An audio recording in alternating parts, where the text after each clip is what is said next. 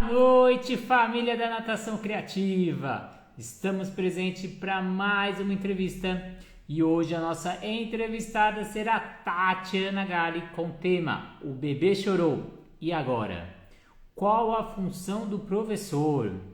Então, um tema requisitado por vocês. Se a gente recebeu essa mensagem, Tatiana Gali recebeu no particular, eu recebi no particular e a gente resolveu falar sobre o tema. Mas antes de iniciar, eu queria agradecer muito vocês, mas todos os membros desse canal, todo mundo que segue a Natação Criativa. Queria agradecer muito, foi o melhor mês de resultado do nosso Instagram da Natação Criativa. Queria compartilhar com vocês. Batemos 6.229.000 impressões, interações no nosso conteúdo no último mês. O recorde era 5 milhões e alguma coisa, chegamos na casa dos 6 milhões. Muito obrigado a todos que acompanham esse canal, que interagem, que curtem, que comentam. Então queria agradecer muito mesmo a vocês. 6 milhões de pessoas, estamos chegando quase a 100 mil seguidores. Muito obrigado mesmo a todos.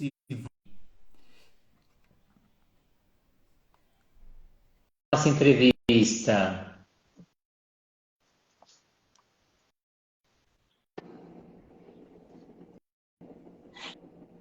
Tatiana Gali, seja bem-vinda! E aí, galera, peraí que eu preciso fazer uma coisa urgente. Porque, olha, eu vou te falar uma coisa. Eu acabei de sair de uma aula. Eu estou de cabelo molhado, cheia de areia no corpo. E eu preciso pelo menos de um filtro aqui para a gente conversar hoje. Muito obrigado pela sua presença, saindo da piscina agora para a gente conseguir fazer essa live que não foi fácil, foi muito requisitado aí pelos membros tanto do Ativa Baby quanto da Natação Criativa. Há 2 dias a gente recebeu essas mensagens tentando achar um horário para fazer essa live, conseguimos e vamos falar aí sobre o Bebê Chorou. E agora, qual é o papel do professor? Tatiana Gali, para a gente iniciar aqui o nosso bate-papo, queria que você falasse um pouquinho. O bebê já chegou chorando, o que eu faço?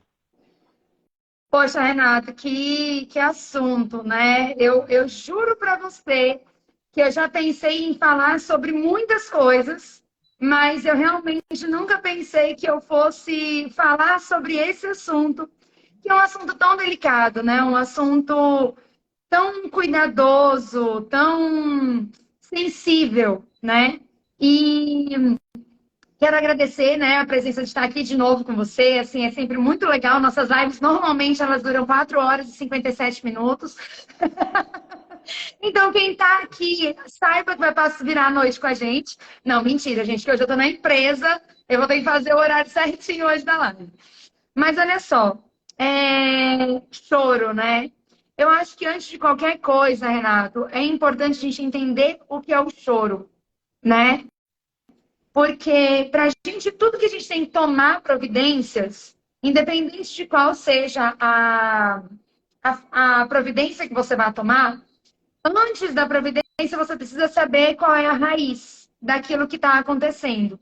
Seja um choro, seja uma birra, que eu não gosto dessa palavra, mas enfim, seja uma demonstração de sentimento que a criança está fazendo, independente ela qual seja. Então, quando uma criança já chega chorando para você na tua aula, precisa inicialmente entender o motivo desse choro. Então, eu acho que a gente tem que começar por aí. A verdade é essa, Rita. E essa criança chegou, eu tenho que descobrir o que aconteceu. Eu chego, eu já converso com o pai, eu recebo essa criança primeiro. Qual que é o procedimento que você recomenda?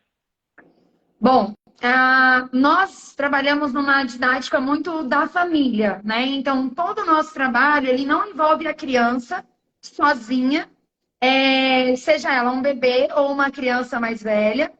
E nossa didática também, ela tem a função de tentar diagnosticar as funções, as disfunções emocionais, não só da criança, mas como do adulto.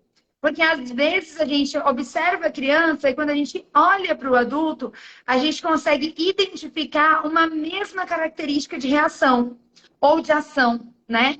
Então, quando um bebê já chega chorando pra gente, eu nem entro na piscina, para começar. O meu papel com esse bebê é com a família.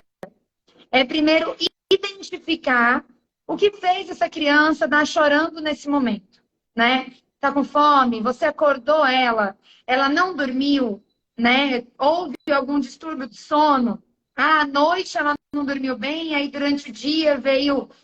Ai, gente, eu quero dar um oi para todo mundo que tá aqui, porque tá todo mundo do meu grupo de estudos aqui, gente. Eu tô muito feliz que esse povo tá aqui.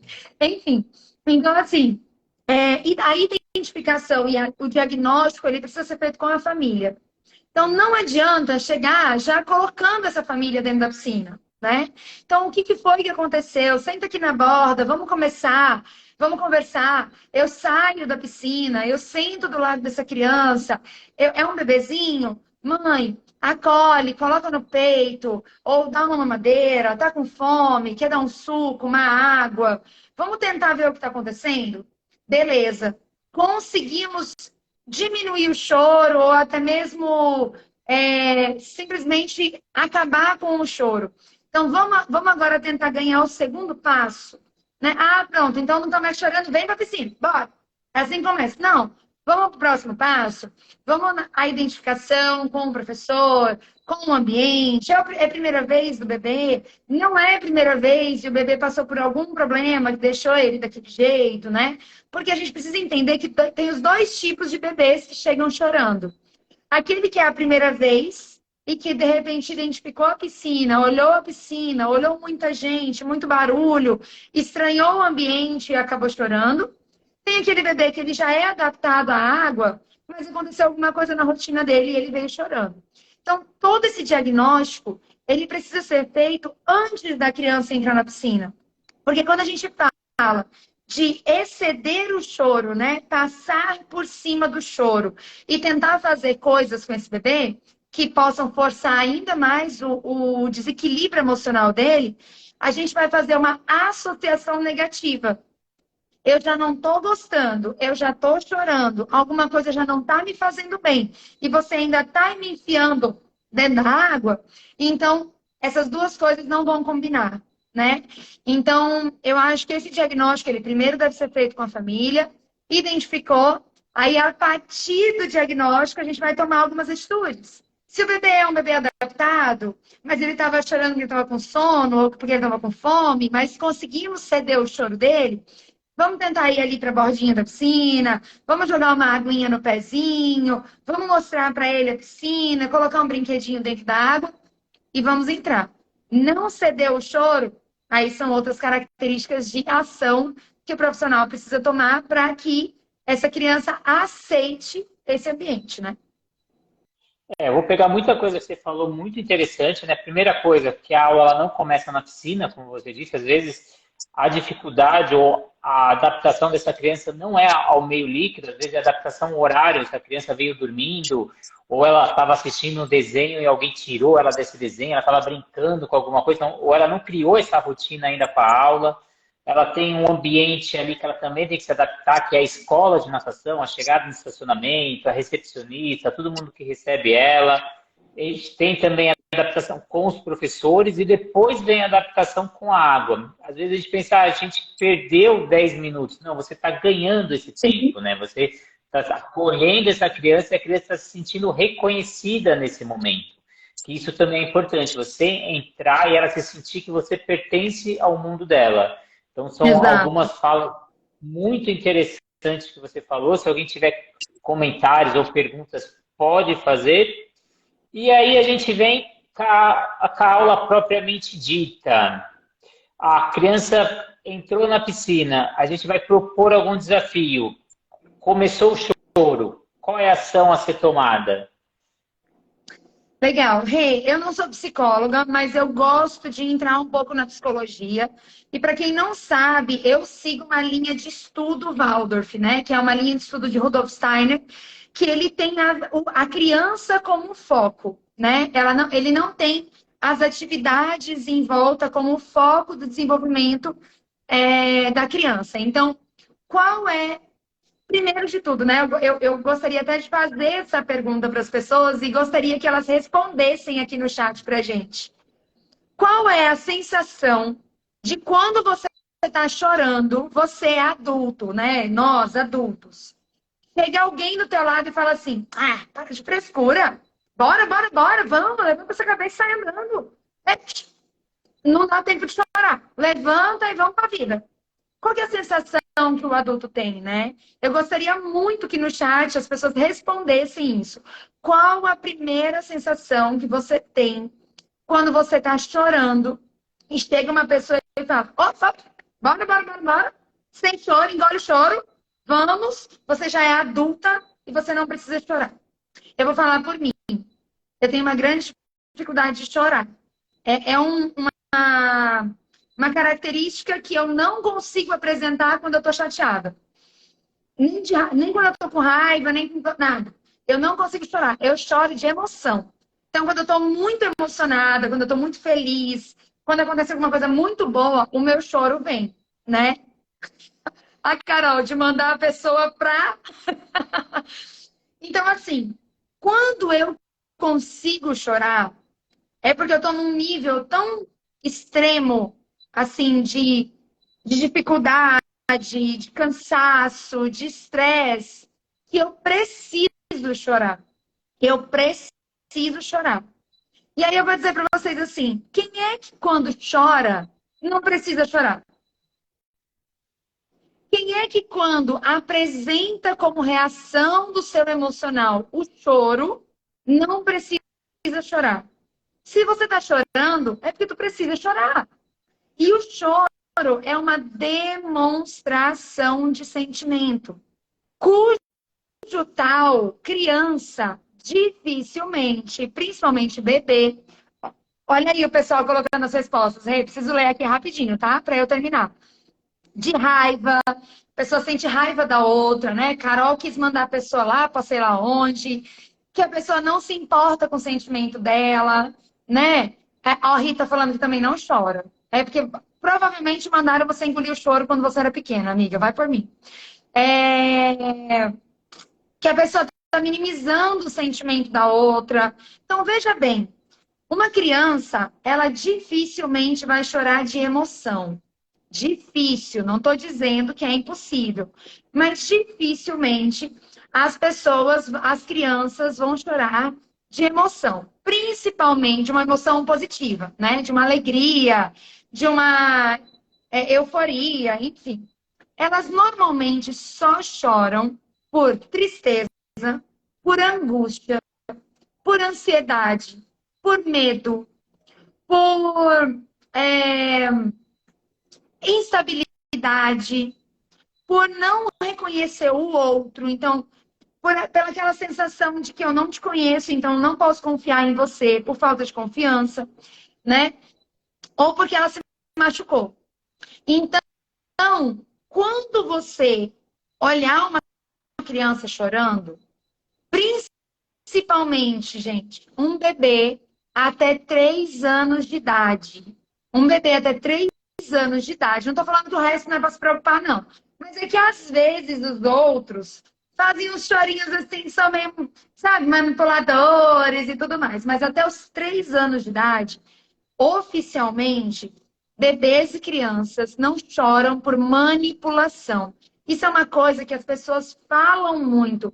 Ele tá chorando por manha. Não existe manha, não existe birra. Existe demonstração de sentimento.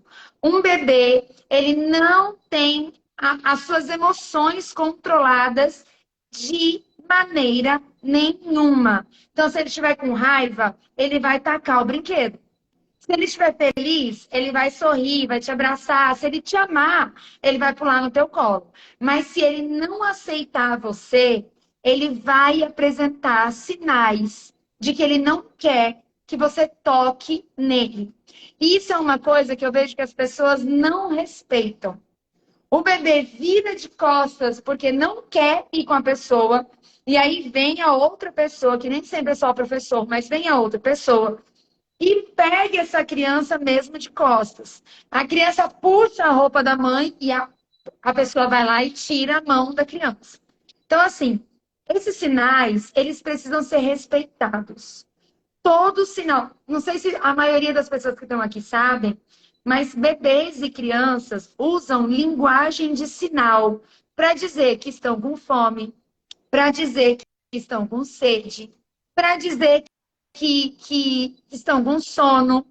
E essas linguagens de sinais deles precisam ser identificadas e, inclusive, colabora muito com a vida social dessa criança, né? Então, existem muitos fatores que a gente precisa olhar e identificar, né? A Carol colocou, adultos choram por sentimentos aceitos. Na sociedade, infelizmente, chorar por medo nos faz parecer fracos.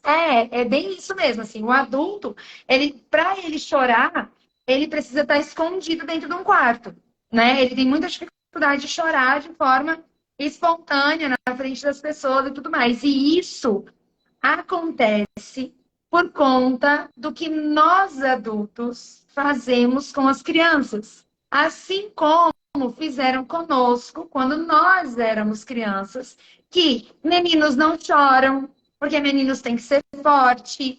Meninas, quando choram, ai, são mimadas, para de chorar, você não vai ter tudo que você quer. Né? Não, a Adriana chora por tudo, gente. A Adriana, uma vírgula à esquerda. Então, assim, existe muitos sinais que nós precisamos olhar, interpretar e agir conforme aquela interpretação.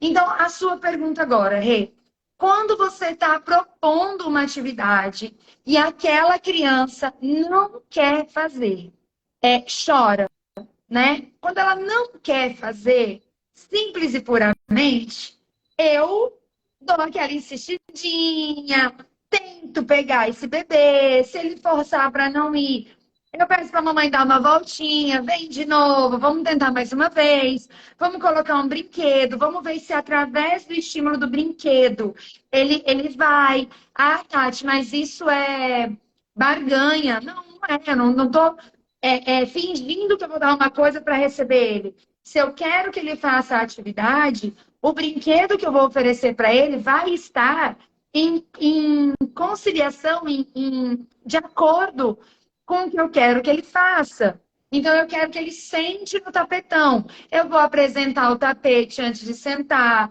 Eu vou colocar o brinquedo em cima do tapete antes dele sentar. Eu vou fazer ele brincar com o tapete. Eu vou levantar esse tapete. Eu vou abaixar. Eu vou girar. Eu vou fazer brincadeiras em volta do tapete. Minha última opção é colocar ele em cima do tapete. Então, quando vocês recebem uma criança chorando para o momento de uma atividade, precisa entender por que ela não quer fazer aquela atividade. Ela está estranhando o material? Faz tempo que ela não vem na aula? Ela está estranhando você? Você é novo para ela? O material é instável? O material já foi tentado colocar ela e ela se sentiu insegura? O brinquedo que você está oferecendo é um brinquedo que ela sente interesse? Faz parte da fase de desenvolvimento dela? Para que a gente possa, né, interagir com essa criança de forma muito competente, porque a gente tem que ter competência para trabalhar com criança. E quando a gente fala de competência, é ter subsídio. Se você tem subsídio, você tem que saber para que ele serve. Se você sabe para que ele serve, você vai saber por que a criança vai querer aquilo. E aí sim você consegue desenrolar. Faço uma brincadeira com criança brincando. Eu faço uma atividade com criança brincando. Ou com criança chorando, desculpa. Depende. Eu nem sei se tinha essa pergunta aí no teu roteiro. Na verdade, não tem roteiro hoje, né? Não sei se Tá você ótimo, já percebeu. maravilhoso. Hoje é Adoro. um bate-papo. Então Não vamos tinha lá. roteiro. Faça atividade com criança chorando? Tu faz, Renato, me conta. Então, eu trabalho com crianças maiores. Então, a gente teve até essa pergunta aqui, tá, falando que a live é sobre choro de bebê, mas se a gente usa essas mesmas estratégias para crianças maiores. Então, antes da gente sair antes de sair do bebê, eu esqueci de falar, até pensei e depois eu esqueci. Uma estratégia que eu utilizo muito com bebês assim é utilizar aquelas banheirinhas pequenas fora da água. Então, quando a criança Legal. está chorando, você chega, você brinca com os brinquedos dentro da banheirinha e vai tentando colocar essa criança dentro dessa banheirinha. Porque é um ambiente pequeno, é controlado, dá mais segurança para essa criança do que você entrar num ambiente grande que gera mais insegurança. Então, é uma estratégia interessante ali para você fazer essas primeiras adaptações e não levar direto para a piscina, ter um estágio anterior. E, e também utilizar muita música fora da água, utilizar o brinquedo, que o brinquedo dá segurança para essa criança, é como se fosse ela transferisse a mãe e o pai para esse brinquedo, né? Ela traz essa segurança para esse brinquedo também é interessante. Ela trazer um brinquedo de casa, então, que é algo familiar dela, é muito interessante também. Você contar história, você usar a imaginação, porque ela começa a esquecer os medos momentâneos dela e essas inseguranças. Então, na hora que você entra no mundo imaginário, ela começa a esquecer o que estava perturbando ou desequilibrando ela. E o choro para a criança até 3 anos, como você mesmo disse, a criança ela é egocêntrica, ela não enxerga o outro, o mundo é ela. Então, não tem como ela fingir esse sentimento, é o que ela está sentindo, é o que ela passa para fora. E o choro é a primeira forma de manifestação de segurança, porque quando ela chora, a mãe vem buscar ela. Então, quando ela tem uma insegurança, ela vai chorar porque ela sabe que a mãe vai vir buscar ela e auxiliar ela. Então, o choro só quer uma representação dela ser acolhida. Então, o que o profissional tem que fazer é acolher essa criança, que é o que o pai e a mãe faria, que você vai criar esse vínculo com essa criança. Com os maiores, e aí os primeiros, assim, 4, 5 anos, também são choros mesmo de sentimento, e aos poucos essa criança, assim, ela pode utilizar, porque ela já começa a ter essa malícia ali, 5, 6 anos, de utilizar um pouco esse choro, que aí cabe ao profissional a experiência, o tempo, a vivência, a conversa com o pai, a conversa com essa criança. E você usar estratégias para ver se aquele choro é de sentimento ou, entre aspas, algo manipulador. Porque na hora que você começa a brincar com outras crianças, você traz o mundo da imaginação, essa criança vai se envolver. Se ela não se envolve, é porque aí não está sendo uma coisa sentimental. Porque na hora que você começa a falar baixinho, começa a contar uma história, a criança ela já quer ouvir. Ela já gera esse interesse. Se ela não está gerando, você já vê que não é sentimento. Respondi, Tatiana Exatamente. Gali? Respondeu, e agora eu vou dizer a minha ação quando eu tenho um bebê chorando. Por exemplo, existe uma possibilidade também de crianças mais passivas. O que seria uma criança mais passiva? Aquela criança que ela puxou o lado da família, que tem pouca comunicação, que não é muito chegada em outras pessoas diferentes. Crianças que não gostam de algo novo, de interagir com o novo, né? Por exemplo, eu tenho adultos, inclusive na minha família, que não gostam de mudanças, né? Eu nem vou dizer quem é, não sei nem se ele está aqui. Mas, enfim, não gosta de mudança. Toda mudança, seja ela estrutural, de casa, de empresa, todas essas questões mexem com a organização sistêmica dessa pessoa. Então, se um adulto passa por essas questões, uma criança, ela também pode passar. Existem algumas crianças que você identifica através de todo o diagnóstico que você fez com a família que ela precisa passar por uma situação para que ela compreenda que aquilo não vai ser ruim para ela, para que na segunda vez ela aceite melhor, para que na terceira vez seja melhor ainda. Então, por exemplo, eu fiz todo o meu trâmite para a criança, para o bebê, subir no tapete. Fiz de um jeito, levei o tapete para brincar, coloquei brinquedinho, ela colocou a mão, ela mexeu, ela balançou, ela fez toda uma comunicação com aquele material. Quando eu fui tentar colocar ela no tapete, ou a mãe, ela chorou. Eu recolho, eu acolho e eu tento de novo. Chorou. Eu seguro um pouquinho, tento fazer uma brincadeira, coloco um brinquedinho, faço uma bagunça, canto uma musiquinha. Não gostou? Tirei. Então, assim, não é a qualquer choro e a qualquer momento que você deixa de fazer uma ação com a criança.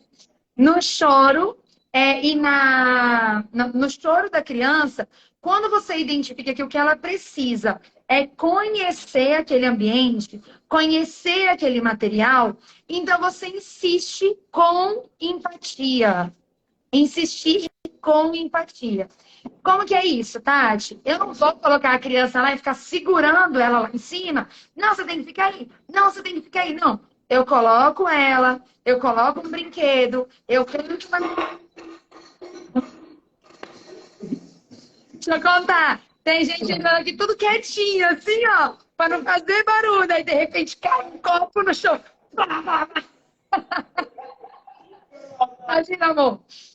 Então, assim, quando você vai insistir num processo em que a criança está chorando porque ela não está se adaptando, porque ela não está tendo um envolvimento com o ambiente, você também precisa ter recurso para tentar insistir a partir desse choro.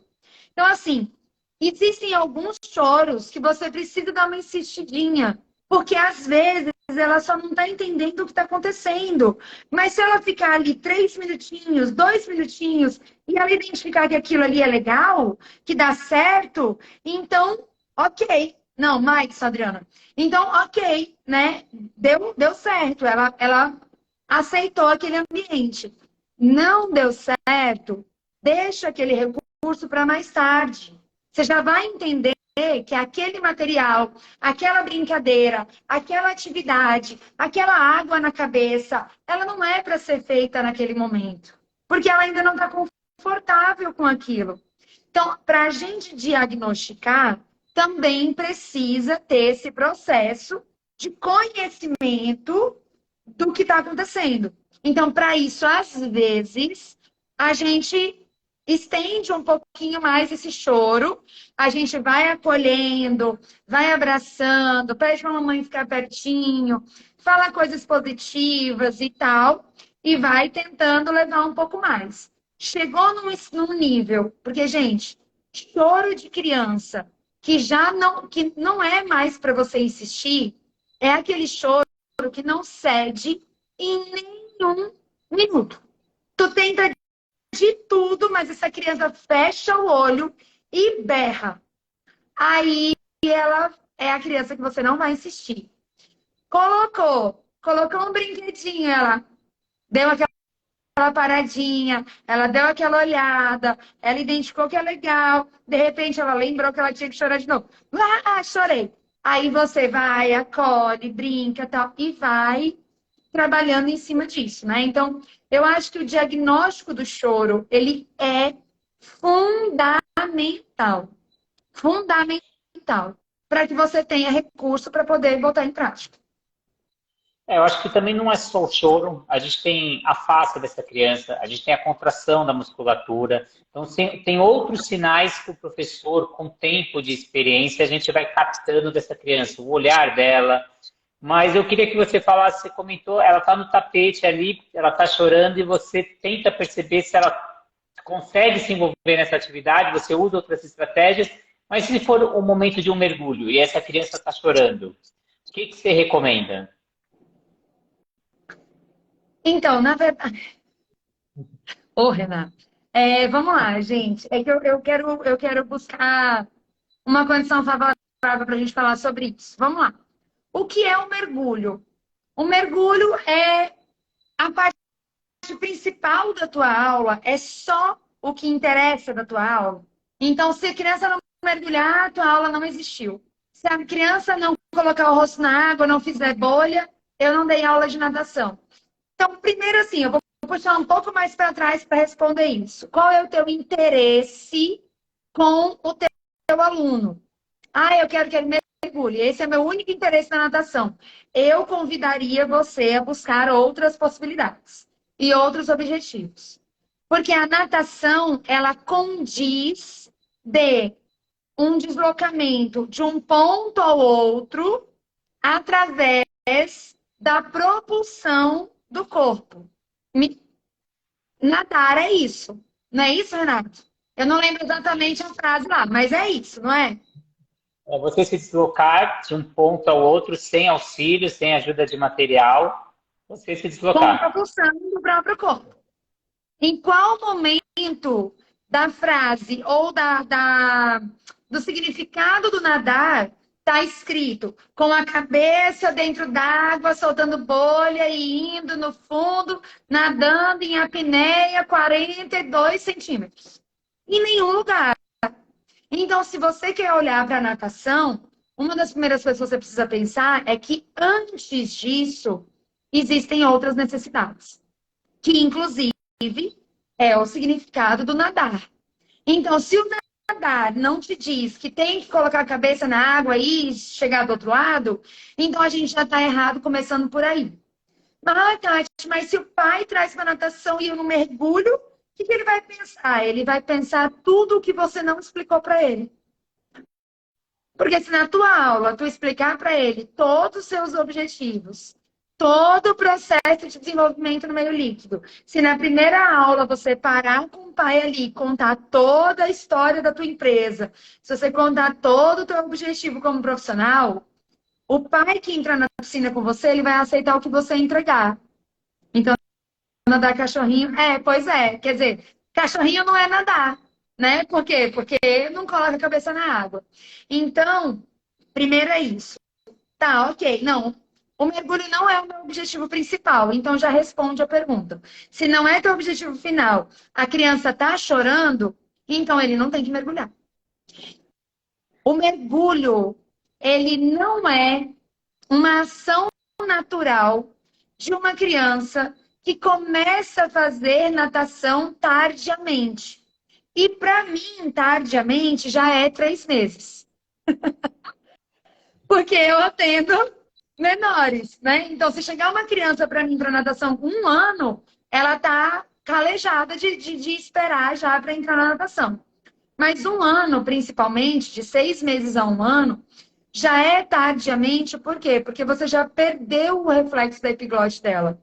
Você já perdeu aquela adaptação ao meio líquido que ela tinha enquanto ela estava no meio intrauterino. Então, tudo que acontecer dos 6 meses em diante é estranho para a criança, é desconfortável para algumas crianças. Então, a identificação de se a criança tem ou não uma adaptação ao meio líquido, uma adaptação com a água na cabeça e tudo mais, é importante. Mas tem uma outra coisa.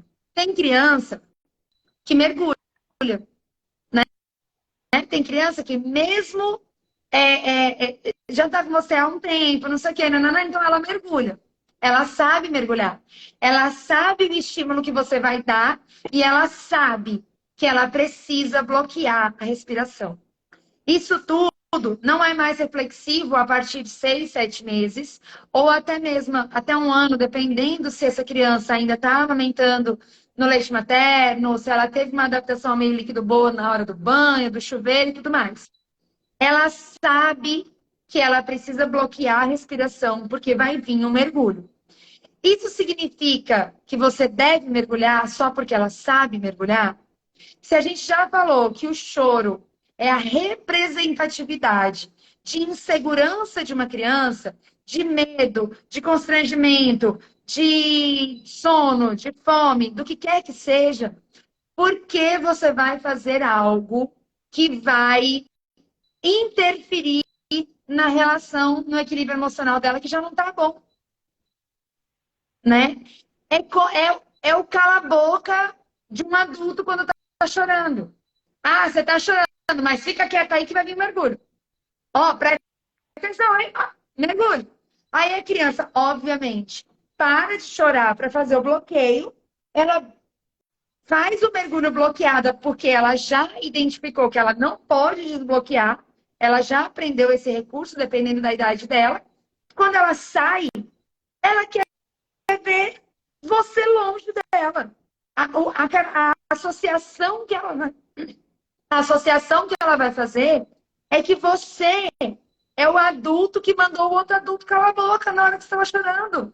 É a pessoa que não respeitou. Gente, eu acho que essa é a palavra que vai girar hoje na nossa live. ela não, a pessoa não está respeitando. Quem fizer isso não está respeitando. Quantas vezes eu já peguei um bebê chorando para mergulhar, bebê pequenininho. E aí, para não mergulhar, eu joguei a aguinha na cabeça. Aí o bebê olha para mim assim, ó, tipo, por que você fez isso? E aí eu, oi, desculpa, dou um beijo, um abraço, dou um carinho, entrego para a mãe e digo, mãe, sem mergulho hoje. Porque se não aceitou nem essa aguinha na cabecinha, quanto mais fazer um mergulho.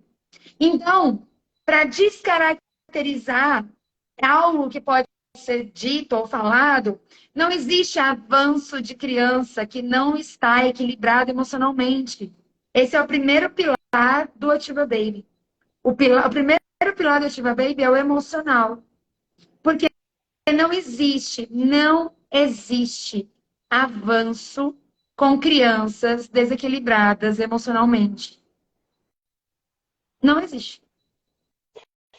Não existe. Adorei. Avanço com crianças desequilibradas emocionalmente. Aí eu te pergunto, essa criança ela está desequilibrada emocionalmente e ela executar aquele mergulho naquela aula, vai fazer ela virar um atleta, vai fazer ela nada mais do que ela faria? Então, o porquê fazer esse movimento dela não executar nesse dia? O que que vai interferir nesse futuro dessa criança, ou mesmo fora da piscina, na parte terrestre, a parte motora, cognitiva? Então, muitas vezes a gente quer dar resposta aos pais, coordenadores, mostrar que a gente conseguiu fazer aquele movimento, que a gente reverteu uma situação, mas o quão isso é benéfico para aquela criança e para aquele desenvolvimento pedagógico, né? Acho que essa é a pergunta que a gente tem que se fazer, né? Você fez a pergunta para o pessoal responder, eu vou fazer a minha pergunta, Nath, porque eu fiquei com inveja.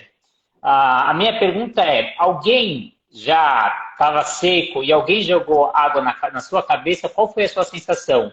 Ou se você estava dentro da piscina e não molhou a sua cabeça e alguém jogou água na sua cabeça, qual que é a sua sensação? Que eu vejo também a gente respeitar o espaço e o limite da criança, que também é uma coisa que a gente provoca às vezes, que a gente pega quer aquele chuveirinho e quer jogar na cabeça da criança para fazer essa adaptação ao meio líquido da face dessa criança. Mas vocês já experimentaram alguém fazer em você o quanto é ruim?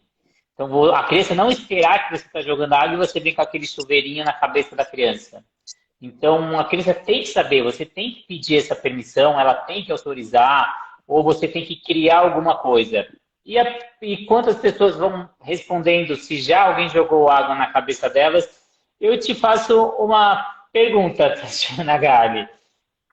Puta, eu já esqueci a pergunta lá. Vamos lá. Ah, o que que eu penso? O mergulho, ele não começou a virar quase um show dentro da piscina? Então, a minha aula tem que ter esse mergulho, e minha aula só é boa se tem que ter o mergulho, e eu já coloco outra pergunta junto dessa.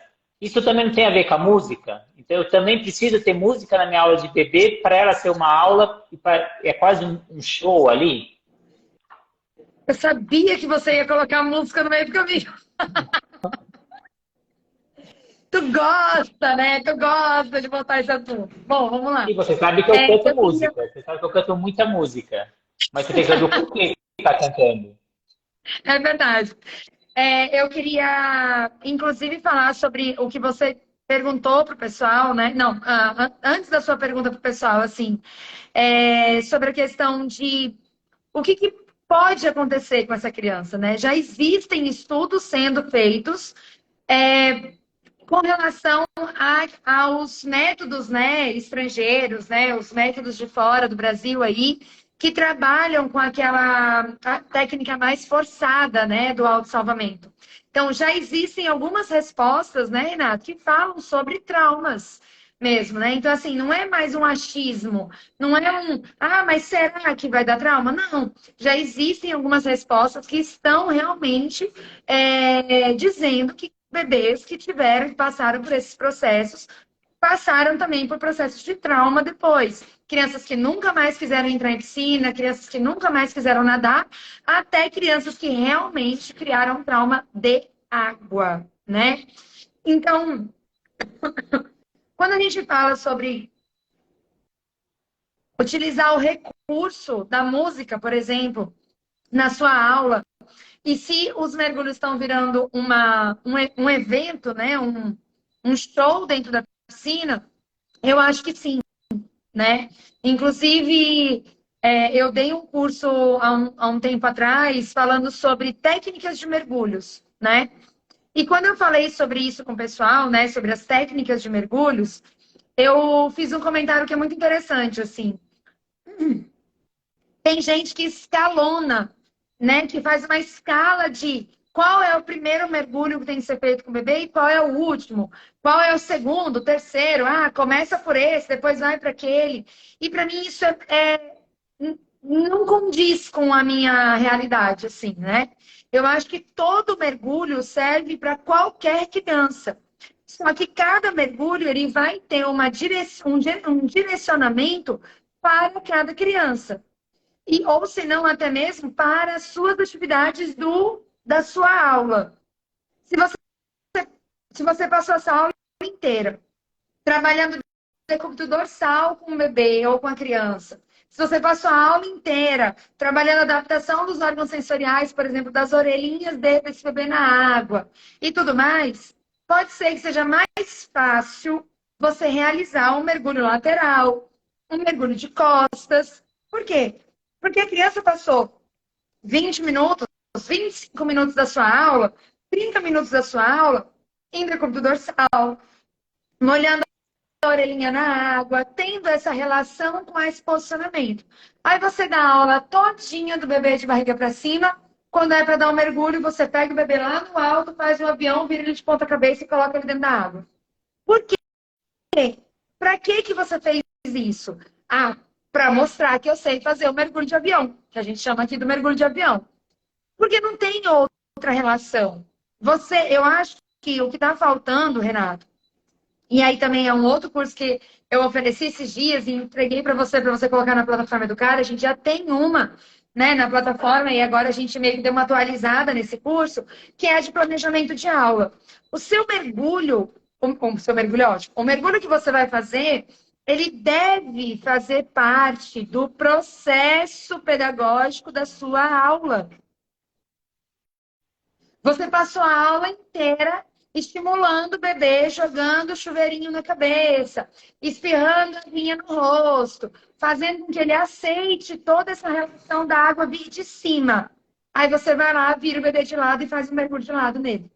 Não condiz. E aí é onde eu estou identificando, e eu vou te falar, Renato, os meus cursos desse ano de 2023, todos que eu for dar, eu quero falar sobre estrutura de plano de aula.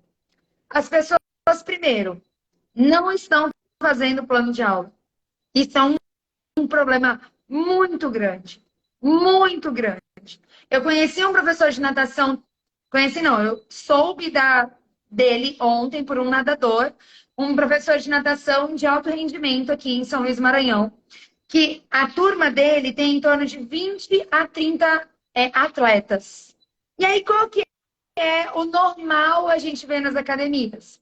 Os atletas de alto rendimento na raia tal, os intermediários ali ou os de baixo rendimento na raia tal e os intermediários na raia tal. Então, para a raia tal treino, para outra raia, tal treino e para tal treino. Ele entrega um cartão, ele leva um cartãozinho para cada um dos 30 alunos dele, com o nome do atleta dele escrito em cima, e assim, série do fulano de tal. E aí ele fica ali, com os auxiliares dele, tomando tempo, marcando, vendo se está fazendo o que ele pediu, orientando, falando, não sei o que, com os auxiliares dele. Tati, mas essa não é a realidade de todo mundo. Nem todo mundo tem auxiliares na borda da piscina. Ok, mas a individualização de um atendimento, ela precisa existir. Não é porque eu tenho 15 bebês dentro da minha piscina que eu vou montar um plano de aula para os 15 bebês que os 15 bebês dentro da piscina vão fazer a mesma coisa. Não vão. Então, assim, se já é ruim você não conseguir ter um plano para cada bebê, e que isso realmente é ruim, não dá, às vezes é difícil e tudo mais, beleza. Mas se você fizer um plano de aula que abrange a sua turma e dentro da sua aula você individualizar as necessidades deles, já está de bom tamanho. Só que o problema é que as pessoas não estão nem planejando suas aulas. Elas estão chegando na borda da piscina, olhando o que tem ali em volta. Ah, achei um bambolê. Acho que eu vou usar esse bambolê aqui. Acho que eu vou pegar essa bolinha bem aqui e essa corda. E vou ver o que na hora lá dá para fazer. E aí, quando isso acontece, você não está preparado para uma pergunta, você não está preparado para uma questão dessa, por exemplo, do choro de uma criança. Você não está preparado para avaliar a criança. Você não está preparado para nada. Você está ali, literalmente, como um soldado de circo, para não falar outra coisa, como um soldadinho de circo. E aí, o que você tem para fazer? Um show. Aí você vai lá e dá um show. Aí você vai lá e ainda filma e posta para todo mundo o seu show. Aí você vai ser questionado. Seja bom ou seja ruim, você vai ser questionado. Então, seja pela mãe, seja pelo profissional, seja por outros profissionais, pelo seu mentor, pelo seu... Cara, se eu fizer uma besteira, eu tenho vários mentores na minha vida que vão chegar em mim e vão dizer, presta atenção, Renato é um deles, eu tenho certeza. E se eu fizer alguma coisa, ele vai dizer, opa, que foi aquilo ali que tu fez, me explica ali o que foi essa atividade, para que ela serve. Porque a gente faz isso muito, né, Rei? Você me mandar um vídeo, o que você acha sobre isso? O que você acha sobre aquilo? Né? Então, de várias coisas, né? Então, eu acho que, além do mergulho tá virando um evento, tá virando um show, o mergulho, ele tá sendo algo que não faz parte da aula. Ele faz parte da hora de dizer tchau. Então, vamos dar o tchau, tchau todo mundo. Agora é a hora do mergulho. Ou se não, o contrário. O mergulho, ele está muito presente na aula. Então, tudo que a criança faz, puxa a criança na água. Bota essa criança na água. Mergulha essa criança na água. Ai, Tati, mas ela tem adaptação. Ok, gente, mas uma criança, a gente tem que entender que aspira água. Minimamente, mas existe aspiração de água pelo nariz da criança. Existe deglutição, né? Existe a ingestão dessa água. Então, assim, essa criança está engolindo água toda vez que tu mergulha a criança, vem água para dentro da barriga dessa criança. Aí a criança sai com um buchão desse tamanho, a gente ainda dá risada. Ah, olha que buchão cheio d'água. Gente, uma criança que bebe água e sai com um bucho gigante, não tá certo? Pode acontecer, mas não está certo. Então, o que a gente pode fazer? Minimizar essa atividade que está trazendo para essa criança essa problemática, esse resultado. Né? Então, tanto o mergulho quanto a música, Renato, na minha opinião, elas têm que fazer parte do plano de aula. Por que eu vou cantar borboletinha? Por quê? Eu estou fazendo o movimento da borboleta, ela está voando, ela está girando os dois braços, ela está fazendo identificação de animais, não sei, por que você está cantando borboletinha? Eu vou cantar o sapo não lava o pé porque a criança vai bater o pé. Tá, mas o sapo não lava o pé. Ele não bate o pé. O sapo não bate o pé. Então troca a música. Se você quer fazer músicas com associação de atividade, essa associação ela tem que existir. Se é o sapo não lava o pé, então pega o pé da criança e lava o pé da criança, ao invés de bater o pé da criança. Você entendeu? Então, assim, esse último curso que eu dei sobre planejamento de aula foi exatamente fazendo com que eles entendam que começo, meio e fim de aula tem que ter um motivo. Você tem que saber o que você está trabalhando, para que você está trabalhando, quais são os resultados que você tem. Eu recebi um questionário para eu poder fazer esse curso, eu questionei as pessoas o que elas queriam, né? E qual era a maior dificuldade delas de planejar a aula? Elas falaram assim que a maior dificuldade é diversificar a atividade. Falei, sabe por quê? Porque como vocês chegam na aula sem saber direito o que fazer, vocês usam tudo que vocês têm na cabeça. Se você chegar na tua aula com a tua aula montada, você usa um material e evolui dentro desse material. Você evolui com esse material. Ah, eu quero usar. Vamos lá. Eu quero usar uma boia circular. Não, não. Vamos falar do mergulho. Eu quero mergulhar o meu bebê de que jeito? Eu quero mergulhar ele de avião. E quais são as habilidades que você quer trabalhar através disso? Ah, eu quero trabalhar as habilidades motoras X e Y. Beleza, ótimo. E as habilidades aquáticas? X e Y. Da onde essa Isa é, gente? Nossa, meu Deus do céu. Turquia. Ai, que lindo, gente. Que maravilhoso. O que eu quero, então? Eu quero trabalhar, por exemplo, vou dar um rápido, tá? Vou dar um exemplo aqui de um plano de aula onde você vai trabalhar o mergulho de avião, aquele que tu leva ele lá em cima e mergulha de cabeça. Eu colocaria o seguinte: esse é o tema da minha aula, mergulho de avião, porque é o meu objetivo, é onde eu quero chegar, é o que eu quero trabalhar, enfim. Então, mergulho de avião é o meu objetivo final. Eu vou começar a aula fazendo mergulho de avião? Eu vou terminar a aula fazendo mergulho de avião. Porque se o meu objetivo final é o mergulho de avião, eu vou fazer tudo o que eu preciso para essa criança aceitar o posicionamento, a altura, o movimento, a velocidade.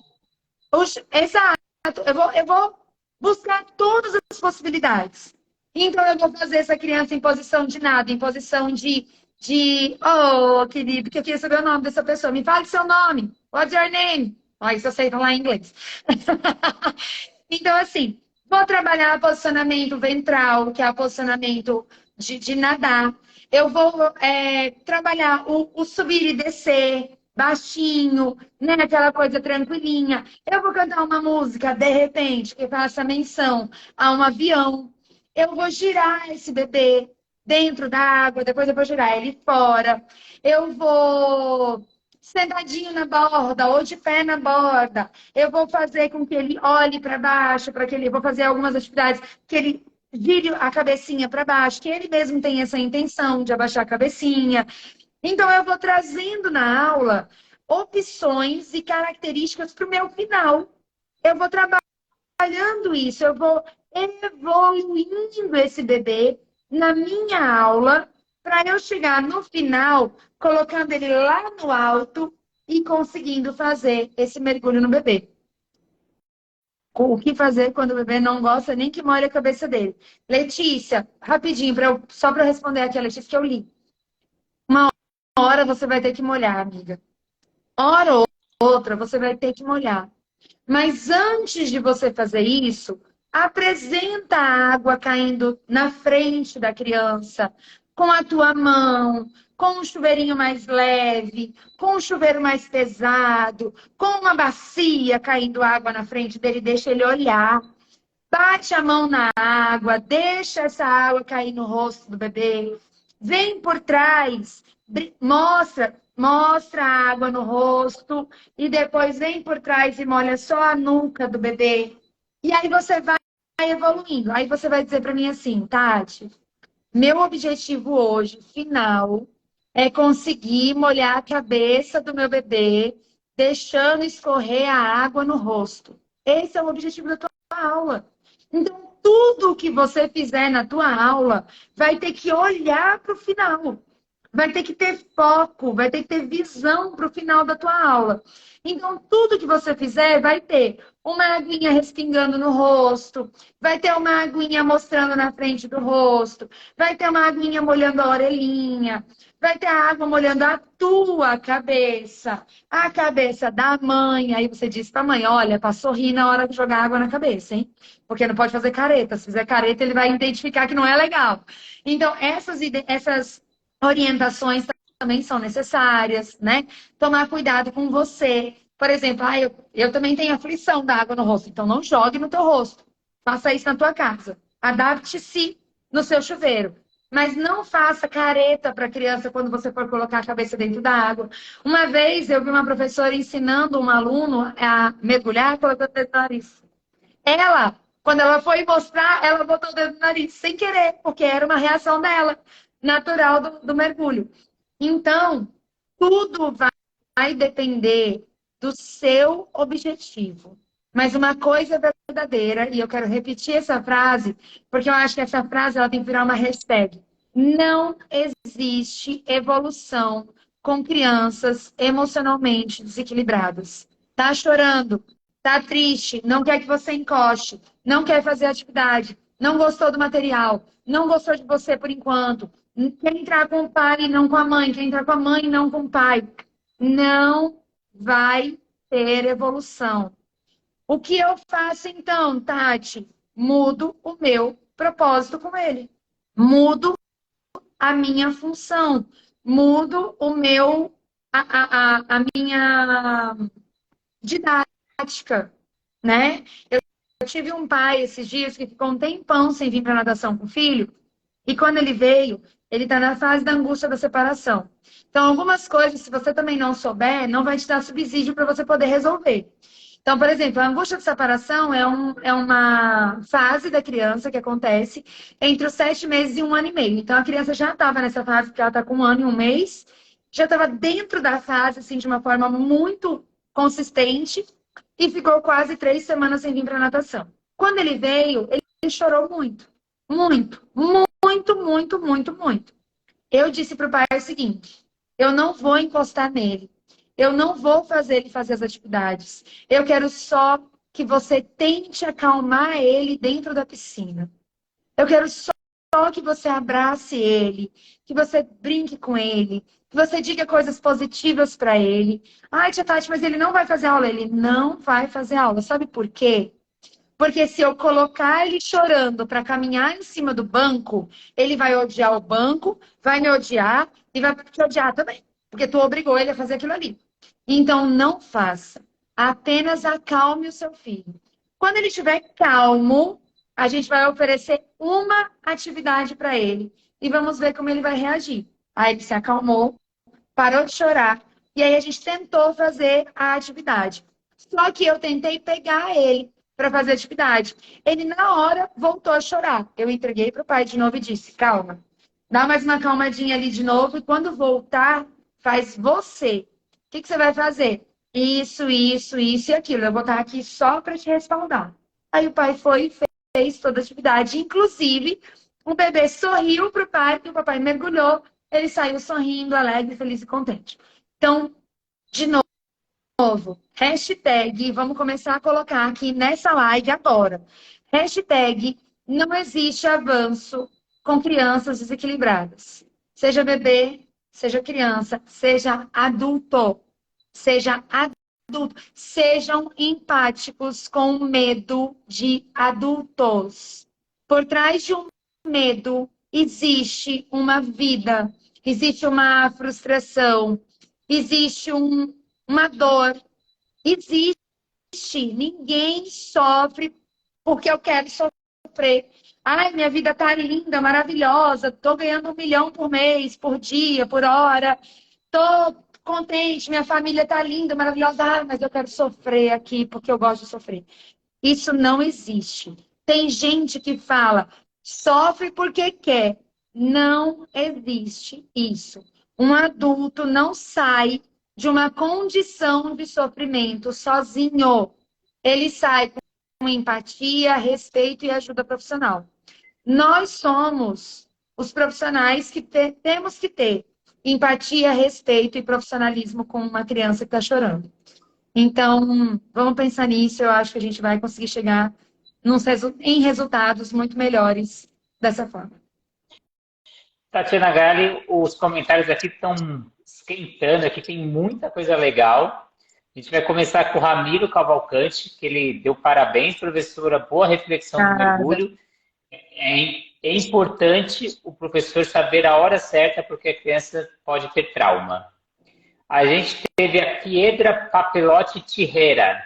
Ela me encanta o que publicam, só que tenho que usar tradutor. para entender sus publicações.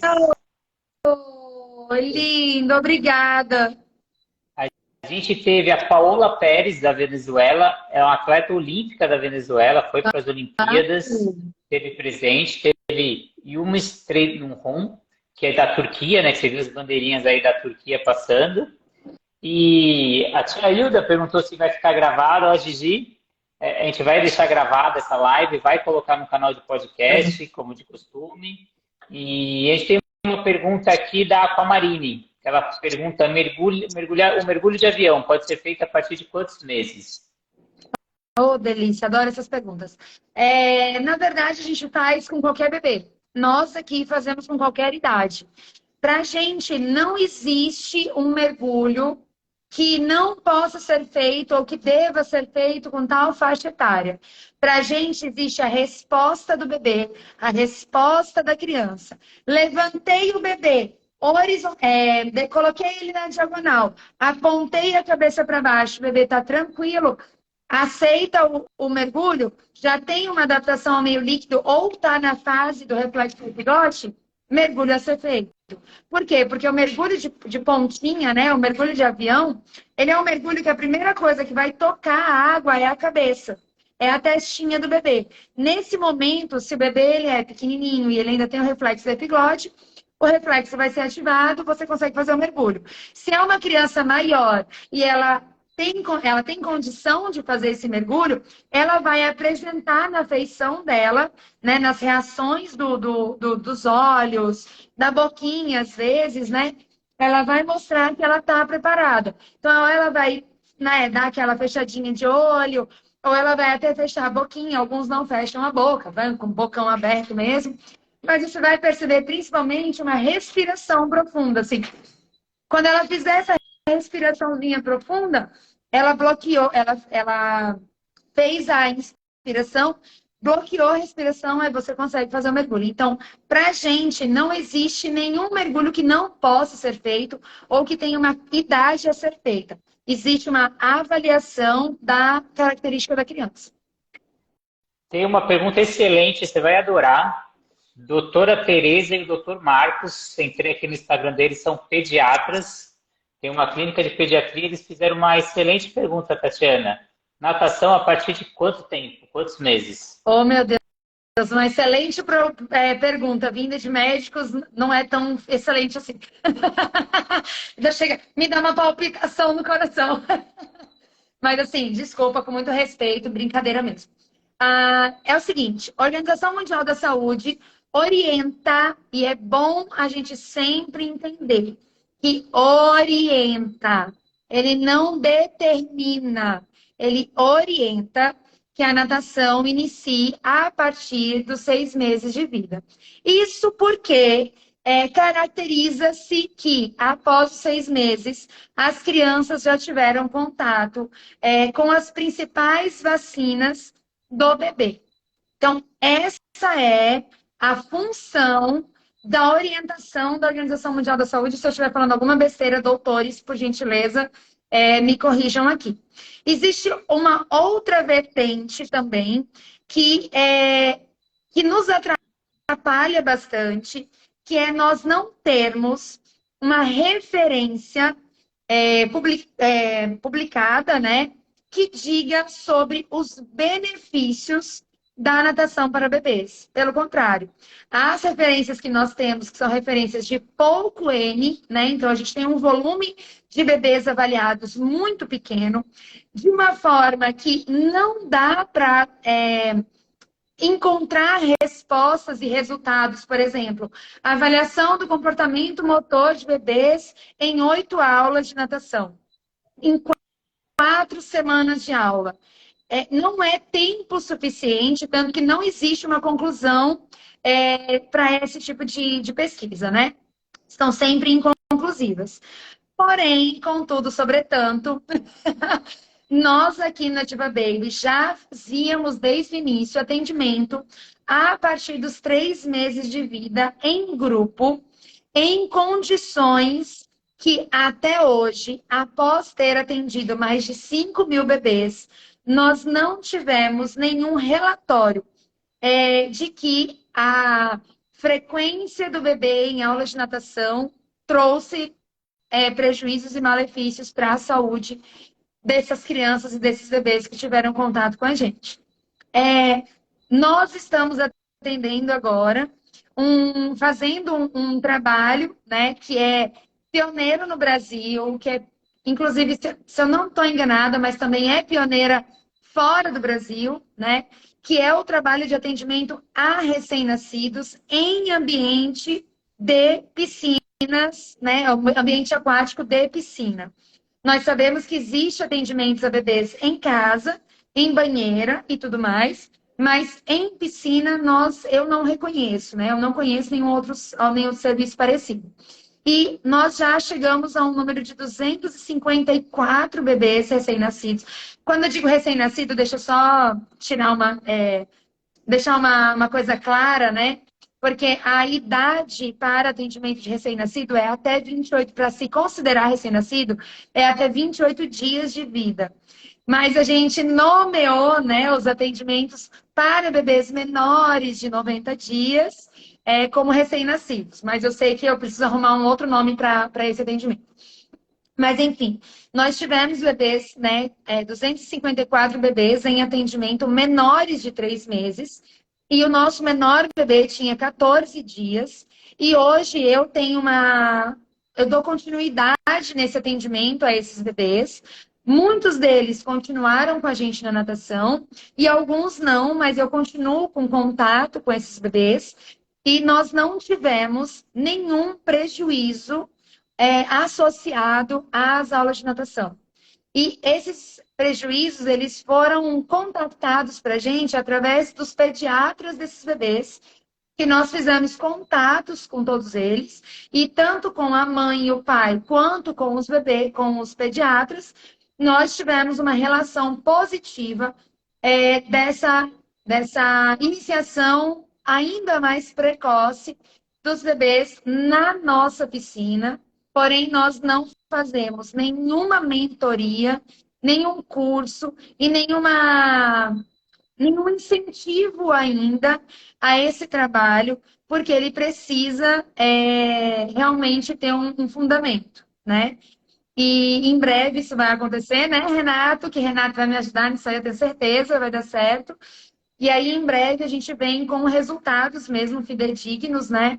Para que a gente possa falar em números com vocês. Então, assim, toda vez que alguém vem me perguntar ou que eu apresento o meu trabalho, eu concluo no final dizendo que isso não é um ensino para o atendimento e tampouco um incentivo para ser feito, porque nós realmente precisamos de respostas científicas para isso. Eu queria agradecer a dona Tereza e o doutor Marcos, né, de estar na nossa live, de fazer essa pergunta e ter essa troca com profissionais da saúde de outras áreas. Acho que isso é fundamental. A natação, a Criativa e o Ativa Baby, a gente tem inúmeras parcerias com médicos, né, otorrino, pneumologista, pediatras, herbiatras, então... Oftalmo, tudo. Oftalmo, então... Se eles quiserem entrar em contato com a gente, fazer parte dessa equipe, a gente está super aberto aí para a gente trocar experiência e trocar conhecimento, né? Então, o que eles sabem, o que a gente sabe, e a gente chegar num consenso. E até a próxima pergunta aqui vai ser mais ou menos sobre isso, que é a Rosilene Pereira da Fonseca. Ela fala, uma criança que passou por tratamento de otite com antibióticos e volta à aula, pode fazer mergulhos? Eu fiz uma entrevista com o Torrino, acho que essa semana ou outra eu vou estar lançando essa entrevista. E, então, falando sobre o Tite, falando sobre os mergulhos, mas também deixa a Tati, que é super especialista aí, dando o parecer dela. Pois é, gente, uma coisa importante, entender que o que eu falo aqui, que não é da minha área, foi me orientado por um profissional da área. Então, eu jamais aqui entro em setor que não é meu. Mas eu vou atrás de informação e o que eu posso trazer para vocês são as informações que os especialistas nos dão. Então, embora eu vá dar aqui o relato que a especialista já me passou, eu convido vocês realmente a assistirem ou ouvirem, né? Que vai ser em podcast também, né, Rê? A entrevista em podcast. Então, a vocês ouvirem o podcast do Renato. né, com o otorrino. Mas existe a liberação médica, né? Se através da liberação médica, porque nós estamos falando de uma patologia que aconteceu, que foi medicada, né? Então, era algo que realmente tinha um teor de cuidado e de uma função mesmo que, por patologia, teve que ser medicada, então a gente precisa ter uma atenção maior. Quem vai fazer essa liberação é o médico. Se o médico falar assim, ele pode voltar para a natação sem nenhuma outra restrição embaixo, ou se ele não orientar a mãe sobre restrições, o médico ele sabe que na natação vai ter mergulho. Mesmo que você não faça, porque, por exemplo, eu não faço mergulho o tempo todo, então tem muito médico que acha que bebês vão ficar mergulhando o tempo inteiro. Eu não faço, né? E nem todo mundo precisa fazer. Mas a associação que a gente tem quando a gente pensa em natação é um bebê submerso, é uma criança submersa, é um adulto submerso. Então, quando o médico libera para voltar para a natação, está liberado, né? Então, a gente já não consegue, a gente não consegue fazer esse diagnóstico. Se eu posso mergulhar, se eu não posso, quando eu posso mergulhar, quando eu não posso. Obviamente que por sensatez, se eu sei que essa criança passou por um processo de otite, eu posso resguardar essa criança e tentar evitar os mergulhos por mais um período. Ou, por exemplo, eu faço mergulhos, mas eu faço mergulhos mais rasos, com menos distanciamento, onde essa criança ela vai ter o contato com a água, mas ela não vai ter a pressão que a água oferece para a entrada dessa água, por exemplo, no ouvido, que ainda não está 100% saudável, né? A partir do momento que o ouvido está 100% saudável, aí você vai levar a sua aula como você sempre levou. Tem uma restrição. Criança pode entrar na piscina, porém, evitar mergulhos. Pronto. Você já recebeu a resposta que você precisava. Criança pode voltar para a natação usando tampão de ouvido. Aí eu gostaria de discutir com o otorrino. Aí eu vou até o otorrino e pergunto para ele: essa restrição é temporária? Porque se ela não for temporária, você está dando uma restrição ambiental ao meio líquido dessa criança, que é conseguir nadar sem o tampão. E aí a gente vai para o lado da segurança aquática. Se essa criança cair na piscina, ela vai estar com tampão no ouvido? Não vai. Então, ela precisa ter uma adaptação ao meio líquido com a água na orelha dela. Então, como que eu posso, ou a partir de quando, eu vou poder tirar o tampão da criança? Vai ter um retorno médico? Daqui 30 dias a criança volta, vai ser consultada novamente? Vai ser liberado? Não vai ser liberado? Ah, ela tem otite de frequência. Se ela tem otite de frequência, será que não seria melhor fazer o tratamento e depois retornar para a natação com todo o corpo saudável? Então tem tudo isso, né? A gente também precisa entender que tem hora que a criança tem que afastar da natação. Que ela, nem que seja periódica, temporariamente, mas vai ter algum momento em que essa criança vai precisar ficar ali ausente por um período. O que a gente precisa? Ter o contato desse médico. Pedir o contato. Ah, foi o médico da emergência. Então faz um favor para mim. Vai num otorrino verdadeiro, não. Vai num otorrino de... Desculpa, gente, não era isso que eu queria dizer. Vai num otorrino de clínica, de consultório. Por quê?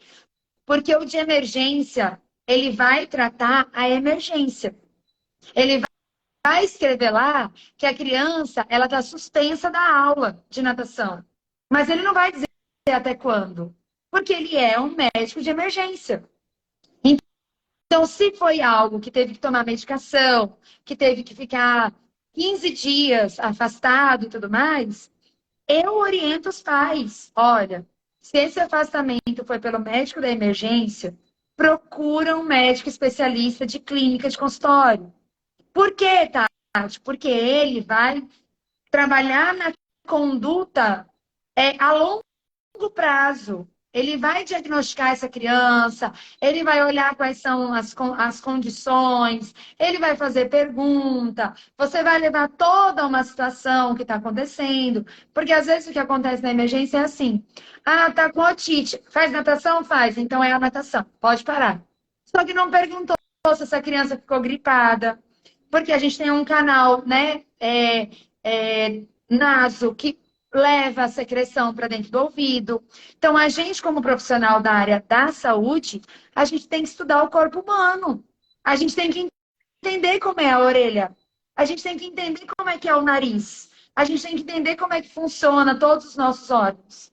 Então, isso tudo é importante. Se você não explica isso para a mãe, que não tem essa obrigação de saber, ela só vai aceitar.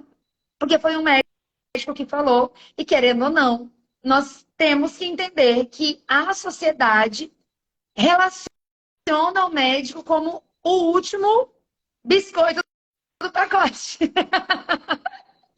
Com respeito de novo. Por quê? Porque o médico hoje, ele é visto como uma autoridade, né, maior.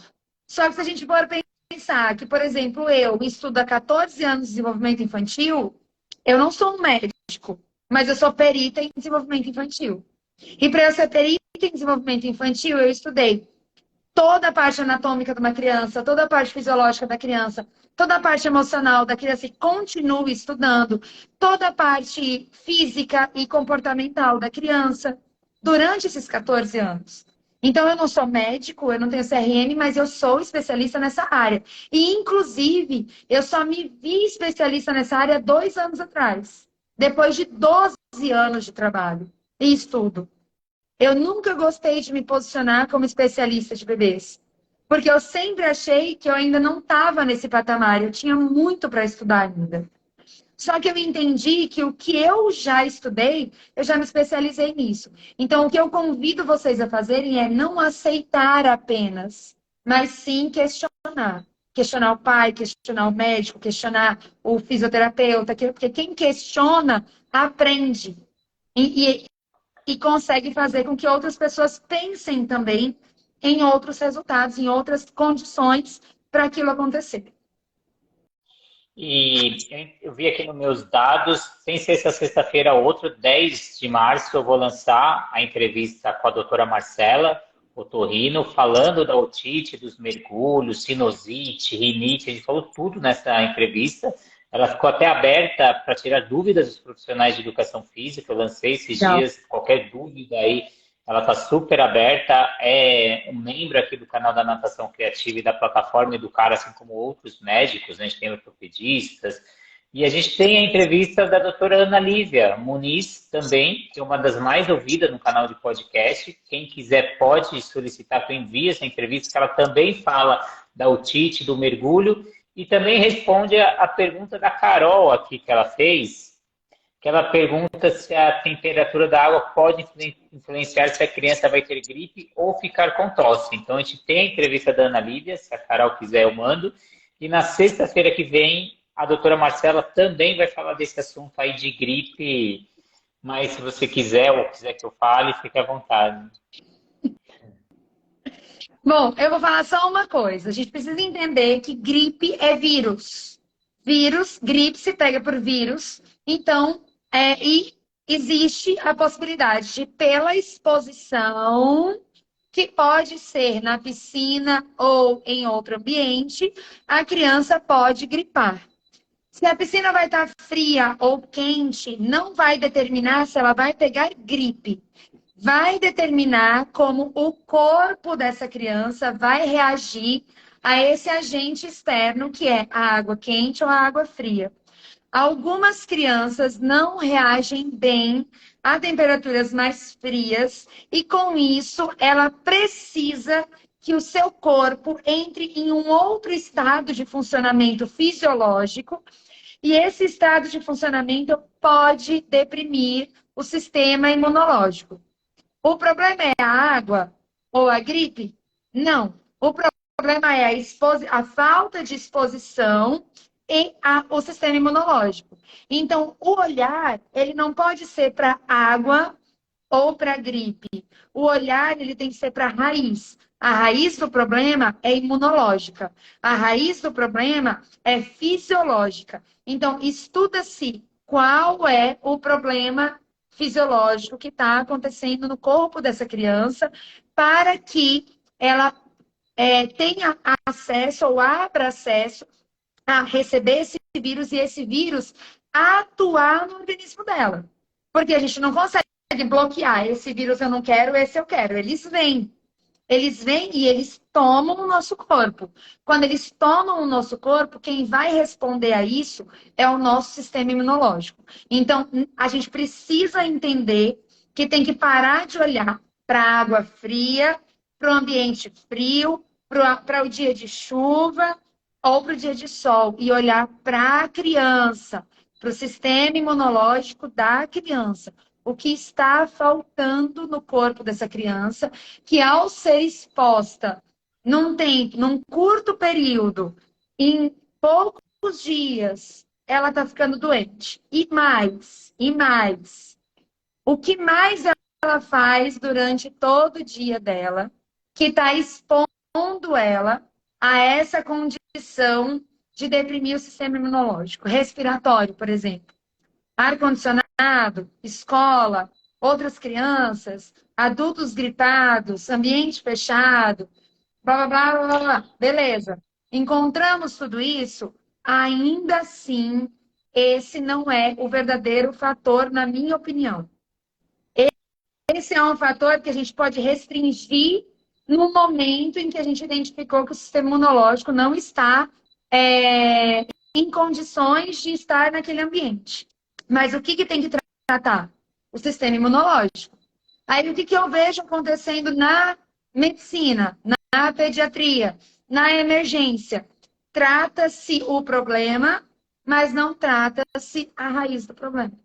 Então, tá gripado, tá doente, dá antibiótico para gripe, que é uma outra discussão aqui que a gente precisa ter com o médico e não entre a gente, mas dá antibiótico para doença viral e aí não trata o problema. Ah, tá sempre ficando gripado, tá sempre tomando remédio para curar a gripe, mas não tá tratando o que precisa ser tratado. Não dando spoiler, mas já dando spoiler da entrevista da semana que vem, que o que a doutora Marcela comentou, que o que provoca a gripe não é a natação, e sim os hábitos que a gente tem nas aulas de natação. O que seria isso? O que provoca muito é a mudança de temperatura brusca. A gente sair do ambiente quente para o ambiente frio ou vice-versa. Então, são hábitos que a gente cria ou que a gente ensina os pais a executar e que vão minimizar isso. Então, chegar agasalhado, não ir direto para a piscina, passar num chuveiro antes, sair da piscina, tomar um banho quente, se agasalhar e não pegar também, tomar um banho quente, a cabeça quente e sair para o ambiente frio. Então, aguardar um pouco ainda e trocando o ambiente aos poucos, né? Ah, já saí do chuveiro, já vou para a rua, já estou pegando o vento. Então, são hábitos que a gente ensina os nossos alunos que vão favorecer a gente mesmo, né? Então, não é a aula de natação que provoca a gripe, mas sim os hábitos. E baseado nessa resposta, eu ainda venho com um questionamento em cima disso, né? Ok, vamos minimizar esses fatores para não ter uma gripe. Mas esses fatores vão levar à gripe? Porque tem muita gente que acha que um resfriado é gripe, que uma reação alérgica, né? Uma reação nasal, por exemplo, em trocas de temperaturas, né? Então, ontem estava calor, hoje está frio. Aí o nariz, ele acaba fazendo uma produção líquida maior, aí pronto, gripou. E nem sempre é isso, gente. A gente precisa compreender, e aí realmente eu não vou entrar nesse quesito, porque isso é um quesito médico, mas assim, compreender o que é um resfriado, o que é uma gripe, o que é uma reação uma reação de defesa do corpo, né? Então, por exemplo, ambientes muito secos que mudam de temperatura tendem a, de uma hora para outra, deixar o nariz escorrendo. Então, assim, por que esse nariz escorre? Porque ele está protegendo também a mucosa nasal e tudo mais. Então, assim, não é um assunto meu, mas é um assunto que eu quero que as pessoas fiquem ligadas. Nem tudo é gripe, gente. Nem todo nariz escorrendo é gripe, né? Nem todo espirro é uma gripe, né? O espirro ele é uma reação reflexiva também de contato físico com a mucosa do nariz, né? Nem toda tosse é gripe. Então, eu gostaria de verdade de levantar essa problemática, assim, para que vocês assistissem mesmo esses podcasts, porque isso são perguntas que eu não canso de fazer. Eu não canso de fazer. Mãe que chega em mim e fala assim: meu filho está gripado. E eu digo: quais são os sintomas? Aí ela fala assim: ah, o narizinho está escorrendo. Eu, quais outros? Não, nenhum outro. Nenhum outro sintoma? Nada. Nada. A secreção do nariz é de que cor? Ah, não, é um líquidozinho transparente. Aí eu digo: meu Deus, isso é uma gripe? Aí eu me pergunto: isso é gripe? Então, eu gostaria realmente da resposta dos médicos em relação a isso, né? Que realmente eu fico questionando esse tipo de direcionamento, de orientação, né? Enfim, é isso. A live vai ficar gravada, né? A Lu tá perguntando, a gente coloca no canal de podcast também. Então, infelizmente, a semana passada eu ia fazer uma entrevista com a Sandra Rossi, que a gente ia falar sobre os primeiros estímulos com o bebê. Já estava marcado antes de terem solicitado isso, só que acabou a luz no estúdio que eu faço a gravação, então não foi Oh, possível. Amanhã eu faço uma entrevista com a Sandra Rossi, mas a gente vai falar sobre o INAT. Então o tema de bebê ficou mais para frente, que por devido. Amanhã eu falo sobre autismo também. A gente vai vir uma fisioterapeuta para a gente falar sobre autismo e criança. Então são muitas lives que a gente está fazendo com vários profissionais da saúde para auxiliar vocês, né? Então não é só nossa verdade, então a gente juntando várias unidades da saúde para a gente formar esse conhecimento. Para a gente ir caminhando para o fim aqui, tem uma pessoa que deixou uma mensagem muito legal, que é a Letícia Lisboa. Ela falou que ela amou, porque há pouco tempo ela começou a trabalhar com bebê, ela é ex-atleta de natação profissional, ela conhece muito sobre alto rendimento, só que bebê ela está aprendendo agora e amou as dicas. A gente que teve a bom, Bruna Bruno. Fico Lisboa, feliz. a Bruna falou que os pais às vezes não ajudam, como chamar a atenção dos pais que ficam mergulhando o bebê, mesmo já tendo explicado o momento certo, né? Então, Explicando. Não existe outro caminho. Explicando, explicando, explicando, explicando e dizendo para ele, pai, eu preciso que você. Eu tenho um plano de aula a ser executado. E esse plano de aula condiz em fazer essas atividades.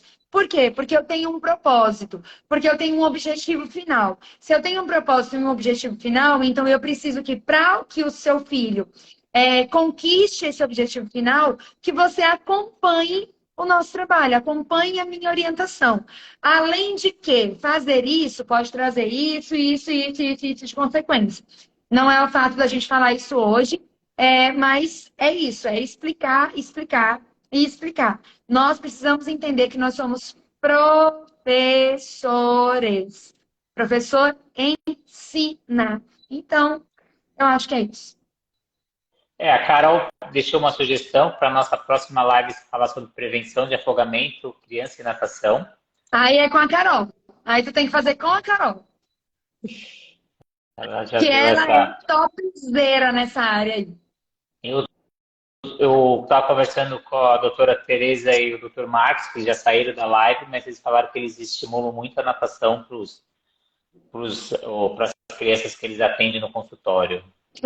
E Legal, queria que bom. agradecer muito, Tati. Queria que você deixasse aí, você está com um grupo de estudo. Queria que você falasse um Sim, pouquinho desse grupo de estudo para o pessoal, para quem está legal. assistindo agora ou assistindo depois aí na nossa entrevista. Muito legal, gente. É o seguinte, esse grupo de estudo ele surgiu de um propósito meu para esse ano de 2023, né? Como eu falei para vocês, eu me reconheci como especialista ou como alguém que conhece sobre bebês há 2 anos. E esse ano eu vim com um propósito de ensinar mais ainda, né, profissionais. Então, esse grupo de estudo ele é um grupo aberto a quem tem vontade de aprender de verdade e para quem tem interesse de compartilhar, né? Então, não sou só eu que falo, nós conversamos nesse grupo o dia inteiro. Eu só fiquei sabendo que Renato estava nesse grupo hoje, para vocês terem uma ideia, que marcaram o Renato lá e eu disse, meu Deus, o Renato está aqui. Ainda bem que eu não falei mal dele lá. É... Então, assim, esse grupo, ele é um grupo de WhatsApp. Eu tinha colocado lá que o máximo de pessoas para esse grupo eram 100 pessoas. Porém, eu tô vendo que as pessoas que estão entrando, elas estão gostando tanto, e elas estão aprendendo tanto, e elas estão compartilhando tanta informação lá dentro, que eu tô abrindo agora para entrar mais pessoas. Só que eu também tô solicitando a saída de algumas pessoas que não fazem nenhum comentário, que não aprendem junto, que não compartilham o seu dia com a gente. Então, o Renato, ele vai ser tirado de lá se ele não falar pelo menos um oi hoje. E Mas eu não dou conta, é muita mensagem nesse grupo, tá? Eu não muita dou conta mensagem, de acompanhar gente, ele. muita. Então, assim, tem dias que eu fecho o grupo e deixo ele fechado por uns 3, 4 dias, que é para o pessoal poder ler as coisas lá e poder interagir, né? Tem umas. As sextas-feiras são os dias que eu ofereço lá dentro algumas condições de cursos meus, de palestras que já foram, por exemplo, que já estão na plataforma Educar, né? Cursos que vão acontecer fora do ambiente online, que vai ser presencial e tudo mais. Eu faço isso na sexta-feira. Então, quem tiver interesse de entrar nesse grupo, vem conversar comigo no privado, me chama no direct. Eu vou ser muito sincera com você, porque eu vou perguntar se você realmente quer entrar nesse grupo, se você realmente quer estudar e quer trabalhar junto com a gente, porque lá só vai ficar gente que realmente está interagindo, está se envolvendo com conteúdo, que lê, pelo menos, né? Porque tem gente que está lá e nem lê, está lendo. Não estou dizendo o Renato, mas enfim, outras pessoas também fazem isso. Então, assim, por quê, gente? Porque é um grupo de estudos. Não faz sentido ser um grupo de estudos e ninguém está comentando, ninguém está falando, ninguém está interagindo. Mas vocês estão convidadíssimos para estarem lá. O Renato não vai embora de lá, que eu não vou deixar. Ele vai ficar lá comigo.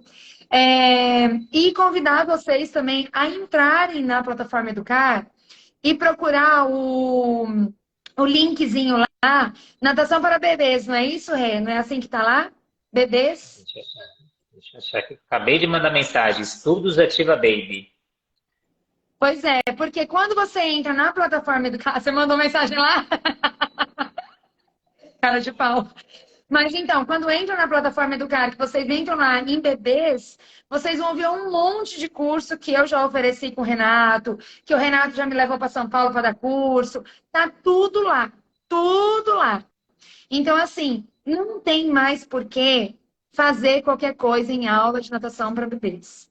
Não tem mais por que você fazer aquilo que você acha que é certo. Você precisa fazer aquilo que você acha que é certo depois que você tiver uma bagagem gigante e que você identificou o que é bom e o que não é.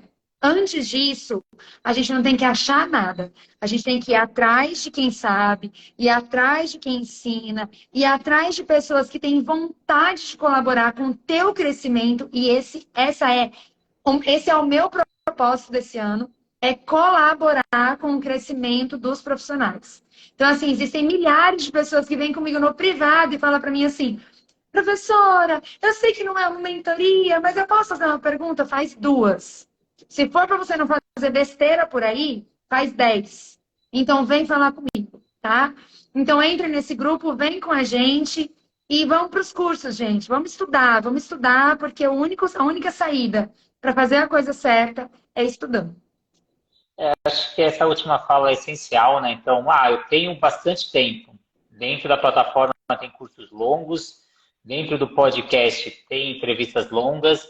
Eu tenho pouco tempo. Temos cursos curtos, temos entrevistas curtas. Eu tenho pouco dinheiro. Temos cursos gratuitos, temos grupos de estudos gratuitos, temos entrevistas gratuitas. Então, a gente tem para tudo que é bolso, tudo que é tempo, tudo que é horário, tudo que é forma presencial, online, Sim. podcast só para ouvir, profissionais abertos, né? Então, a gente tem 6, 7 médicos aqui na Natação Criativa abertos aqui, ortopedista, otorrino, pneumologista, pediatra, herbiatra que cuida de jovens, né? Eu fui conhecer Sim. isso, né? Então, a gente tem de tudo, Tatiana, para dar o suporte a todos os profissionais que vêm com a gente, né? E até que não são da nossa região, que Tatiana Galli roubou um profissional de São Paulo e está levando para São Luís, eu não esqueci disso, que ele era o meu staff nos cursos, né? Acabei de perder Desculpa, Matheus. mas eu achei ele É, primeiro. mas é o crescimento profissional de cada um, né? Então, isso eu acho que cada um tem que tomar o seu caminho mesmo, né? Então a gente brinca que os profissionais são de passagem com a gente, né? Cada um vem, Sim, a gente compartilha, um aprende com o outro e cada um vai tomando o seu caminho, né?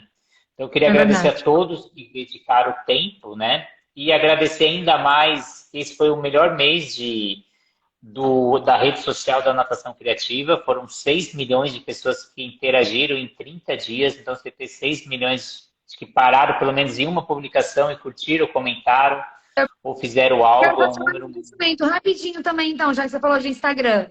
Esse ano de 2023, o crescimento no meu Instagram do Ativa Baby por profissionais está sendo muito grande. Antes, nosso maior público do Instagram eram papais e mamães. E agora está crescendo muito a busca, né, lá no Ativa Baby, lá no Instagram, por profissionais, né? Então, eu prometi para mim também que esse ano, então, eu trabalharia com mais conteúdos no Instagram do Ativa Baby que fossem voltados a profissionais. Então, já comecei oferecendo algumas informações lá um pouco mais técnicas, porque antes minha linguagem era uma linguagem mais informal, né? Enfim, mas eu acho que também chega no profissional, né? Mas eu, esse ano também vou melhorar meus conteúdos lá no Instagram. Então, quero agradecer também quem já está acompanhando o Ativa Baby, né? Que é o meu Instagram, é o Ativa Baby. Então, eu espero vocês também lá hoje, né, para poder participar do nosso Insta também e receber nossos conteúdos. E queria também solicitar que o canal do YouTube é novo da Natação Criativa de Podcast. Quem puder se inscrever, compartilhar com os amigos, porque é um produto que a gente faz de forma gratuita. Então a gente não tem remuneração por isso e uma dedicação, acho que eu dedico 2 a 3 horas por dia nesses canais de podcast. E estou atrás de patrocínios e só vou conseguir isso graças aos números que vocês vão trazer para a gente. Então, comentando, Sim. curtindo, compartilhando. Então, queria agradecer e os dois lados saem ganhando. Então, muito obrigado, Tatiana, por essas 2 horas, né, que a gente fala e fala bastante. Não adianta, E nenhuma live nossa vai ser de 1 hora. Nunca. ainda bem que o Instagram mudou. É verdade. Então, Gente, dessa vez obrigada, não obrigada, caiu. Rê, foi ótimo. É verdade, antes caía com 1 hora. Então, ó, você vai dar algum brinde, alguma coisa, ou só um print para marcar no story? Não, eu tenho sim como oferecer, mas assim, eu não consigo oferecer o brinde especialmente, mas eu consigo fazer uma condição especial para esse último curso que eu fiz de planejamento de aula, que só quem tinha desconto é quem está dentro do grupo de estudo. Então, agora, quem quiser printar essa live, marcar a gente, quiser entrar para o grupo de estudo, vai ter também o desconto para esse curso, que para quem estava fora era R$ 69,90, um absurdo de barato, mas quem estava dentro ainda pagou R$ 49,90. Então, eu vou abrir essa exceção para quem também está fora do grupo e quer o curso poder comprar a R$ 49,90. Então, marca a gente no history, hashtag não existe avanço com criança emocionalmente desequilibrada. Eu quero ver essa frase, eu quero ver vocês usando essa frase. Coloquem aí, hein? Show de Muito bola, Rê. obrigado a todos. Obrigada. Fica com Deus. Um beijo no coração. E a gente se vê em Fortaleza, hein? Você falou que vai estar no meu curso de Em Fortaleza. abril estaremos juntos, se Deus quiser. Ok. Abraço e Beijo. até a próxima. Tchau, Beijo. tchau.